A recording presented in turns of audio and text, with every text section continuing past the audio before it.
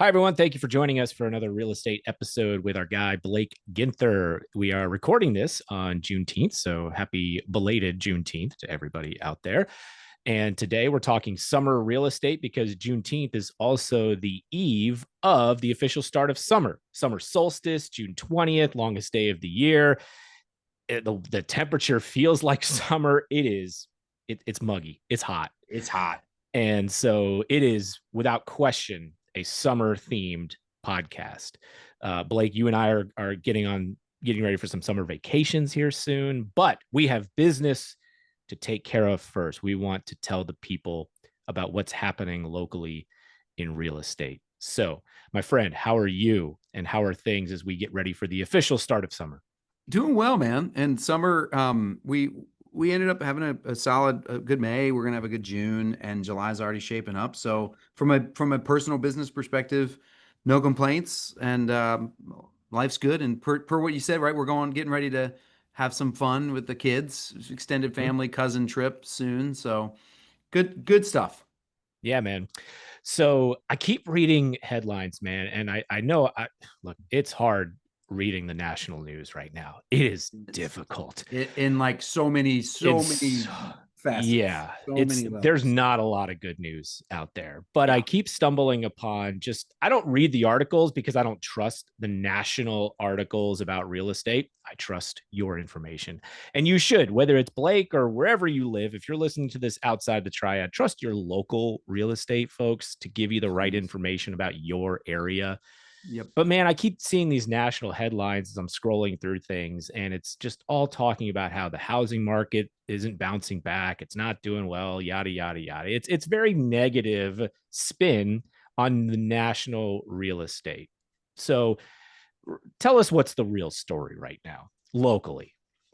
Yeah, I mean, our local market is the data is a little mystifying. I did a video last week about how the market's up 9% in May. It was up 9%. And first of all, by the way, that's average.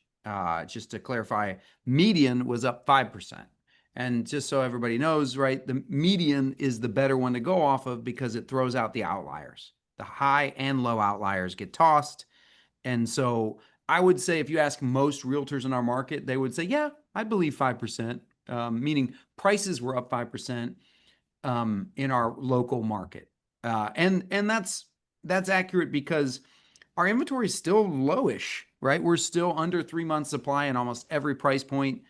There is seemingly more sellers than buyers at the moment.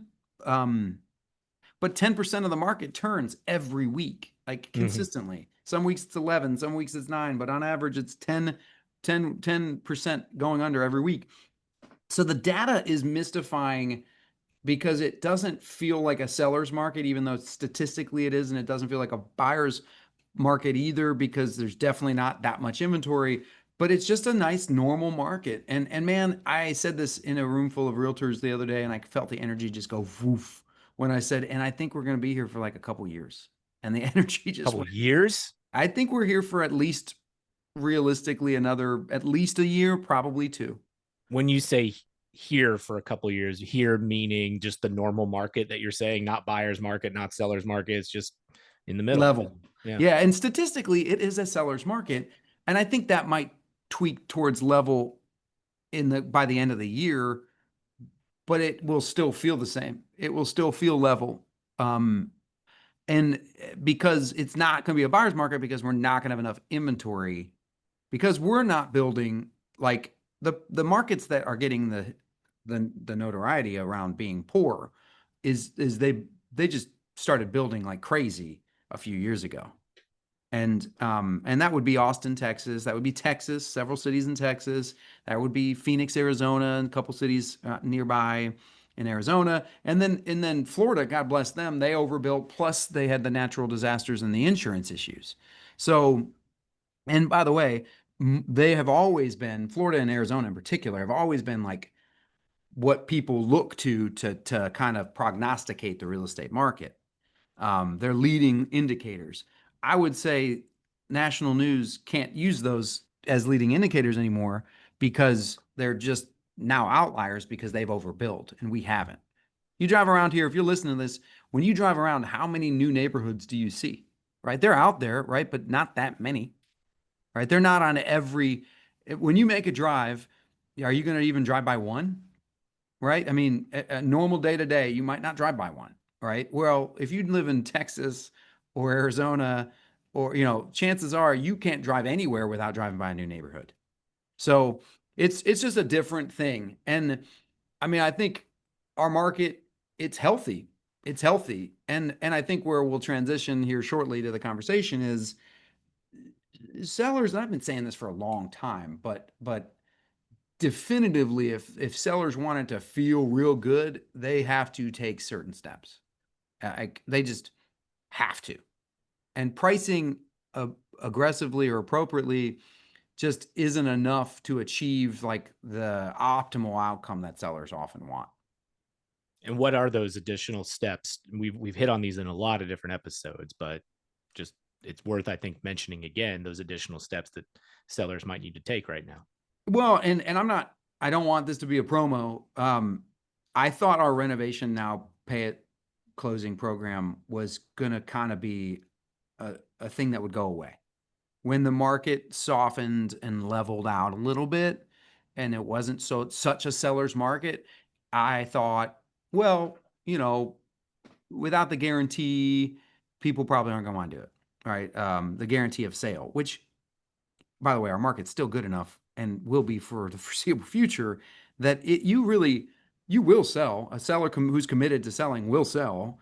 They might not love the number, but they'll sell. And if they do the renovation, I've yet to have a client, and we've done it now, I don't know, 60 plus times. I've yet to have a client do the renovation program and not like where they land. And it's And a renovate now, pay later, so you pay it at closing. closing, yeah, Comes out of right. the closing. That's right. We call it RNPC, right? And internally, because it's Renovate Now, Pay at Closing program. And you know, it's I'd say our average is probably right around $10,000. But we did one that was over like 40. We're trying not to do that because that's a little extreme, and it takes too much time, frankly, to make it make sense for the seller. But on average, sellers spend 10 to 12 grand. I'll just give you a real life example as we just literally executed it. I met with the seller, told them they did nothing. It would probably list in the mid threes and it would probably take 45 days. And we might have to do a price reduction or two. If they put 10 to $15,000 in it, we could list no lower than 375, realistically a little above that, and they might get that number and go a little above, which you're seeing priced well. And I'll get to the one other element of just renovating. You can get above ask. So we just went on a contract above asking, two handfuls of showings in 48 hours. And so they were fully exposed, if you will, to the market. And they loved that outcome. And they ended up by the way, it was 15,000. We ended up spending $15,000. And so they're going to net, they're going to, first of all, stress-free because they sold super fast, which gets stressful, right? Because they have a house they're wanting to buy. So they can check it off. They did it. B, they're going to net, after they pay back the $15,000, they're going to net an additional 30K. Like, actually, I think it's closer to 35. Reality is, I've yet to have a seller not net 20 more. And it's more important is that the timeline now, if you don't update your home, it's going to take you at minimum a month, realistically 45 days, and minimum one price reduction and sometimes two. Yeah, so it's the time and the money that you could lose out on the sale if you don't take the steps to do the renovations. What are the examples, or a couple examples? You don't have to necessarily give the example of the one you just mentioned, but if someone is using this program and taking $10,000 to $15,000 to do a renovation that's going to help them in this way, what are the examples of the projects that they're doing with this? Yeah, it's usually it's paint, it's light fixtures, it's light fixtures, plumbing fixtures, countertops. It's primarily cosmetics. We have done one where we had to do a heat pump, right? A new HVAC.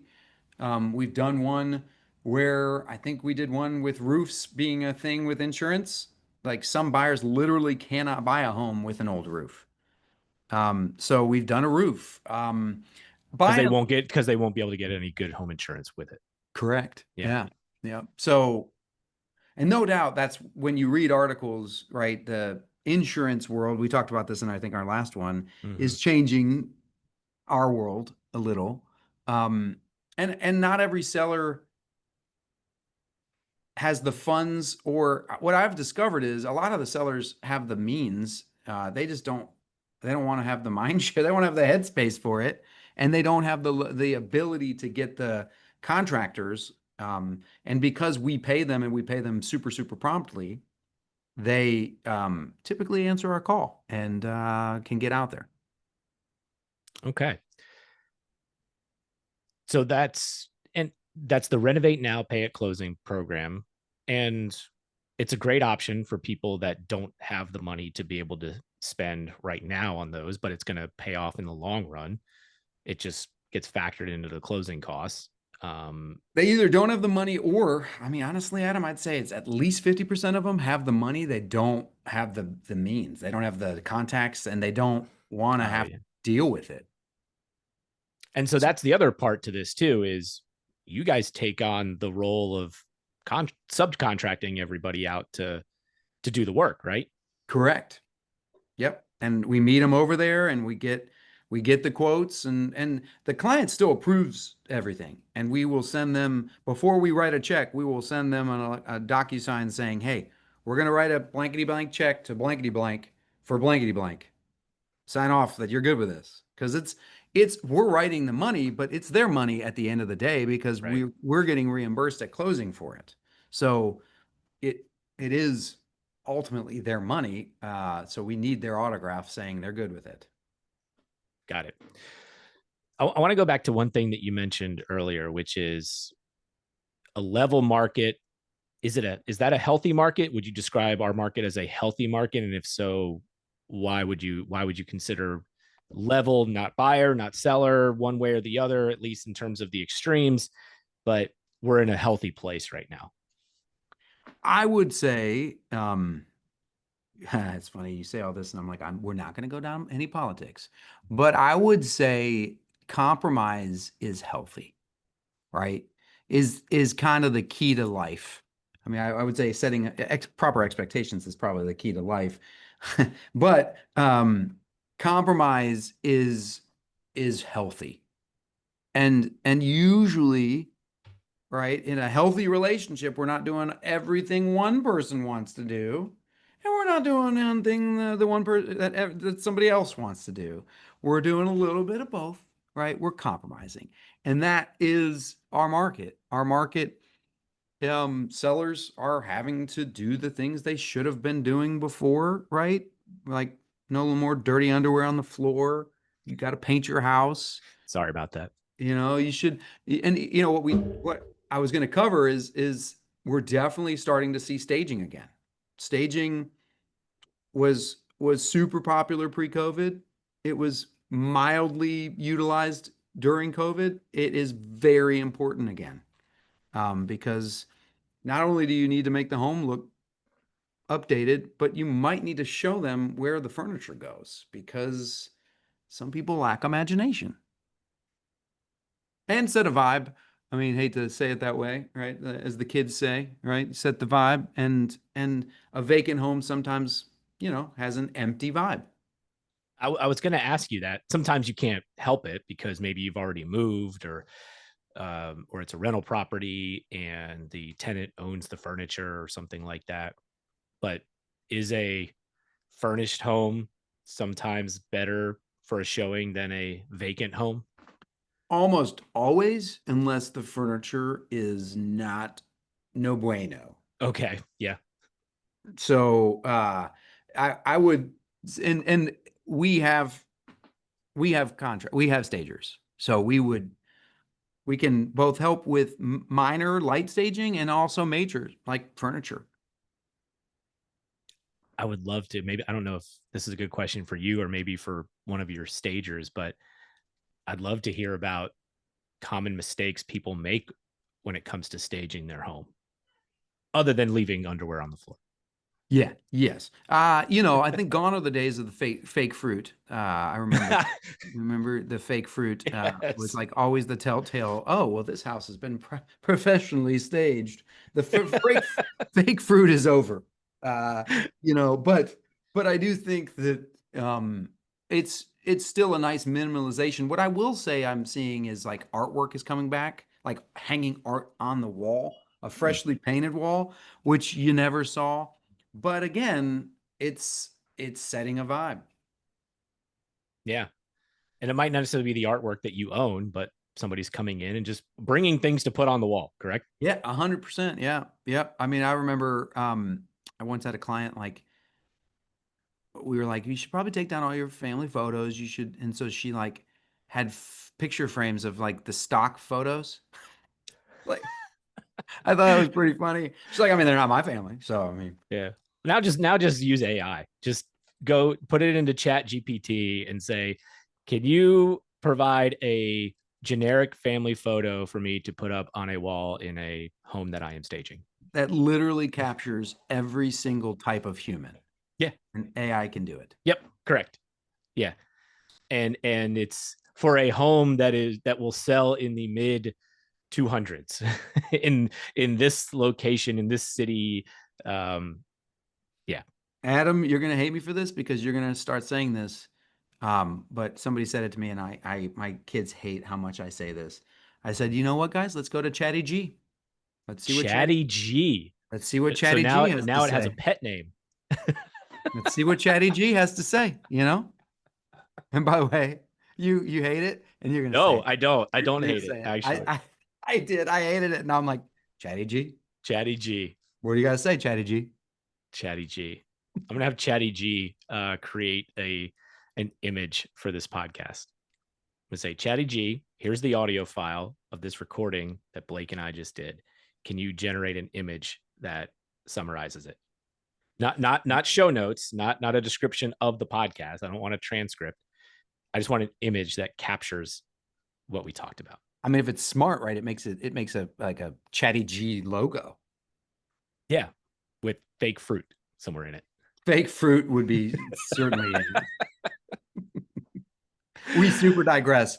But the reality is, man, dude, the what we're talking about, this AI and virtual, it is impossible for AI to tell people the specifics like we just discussed, right? Yeah, That's the beauty of our world. Of like, no matter how good AI gets, it won't be able to tell you specifically what the market is doing in Ardmore, Buena Vista, West End, Sherwood, Davie County, Advance, Davidson. It's not going to be able to give you the specifics. yeah. And so we'll always need humans, but ChatGPT is super friendly, super easy. It did help me with my son's geography B, just saying. There you go. Chatty G can't stage a home. Can't Can't do it. stage a. They can read numbers. AI can read data and give you uh, conclusions based on that data, but it can't tell you all the little intricacies and details of each home. Actually, because of this podcast, ChatGPT is going to use fake fruit, so you can't use ChatGPT. That's right. Yep. Can't use it. You're right. Sorry. Chatty G is going to use fake fruit and they're going to stage your home like it was 50 years ago. Man, if anyone's still listening to this, we're so sorry. But the truth is, I do think if you got nothing, if they get nothing from this, it's that, doing upfits and staging are back with a vengeance. Do you have to do those things? No. Do you want the optimal outcome? Then yes. If you are willing to be patient, okay, just know that patience will be tested. I mean, our Forsyth County is only at 35 days, but the Triad is at 42, I think. And I think the reality is we're trending a higher direction. It's going to take 45, soon 60 days to sell your house if you don't do everything right.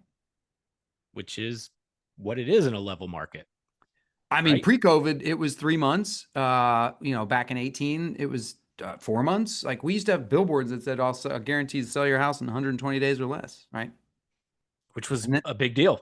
it's a huge deal. And Yeah. now everyone would be like, oh my God, 120 days, you suck. All right, my friend, this was fun. Whether folks want to take advantage of the Renovate Now, pay at closing program that you offer that we've talked about in this podcast, or just have questions about their own real estate needs, how can they get a hold of you and your team? Well, they can Google us. They can ask AI, ask ChatGPT, or Google us at theginthergroup.com, 336-283-8689, 283-8689. All right, my friend. Enjoy your summer. We'll talk to you next month. Have a great vacation. You too, And man. yeah, be good. Be good.